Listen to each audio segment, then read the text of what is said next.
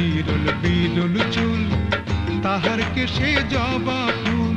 কন্যার চিরল বিরল চুল, তাহার কেশে জবা ফুল। সেই ফুল পানিতে ফেলা, কন্যা করলো ভুল। কন্যা ভুল করিস না, ও কন্যা ভুল করিস না। আমি ভুল করা কন্যার লগে কথা বলবো না। একটা ছিল সোনার কন্যা, মেঘ বরণ কেশ। ভাটি অঞ্চলে ছিল সেই কন্যার দেশ।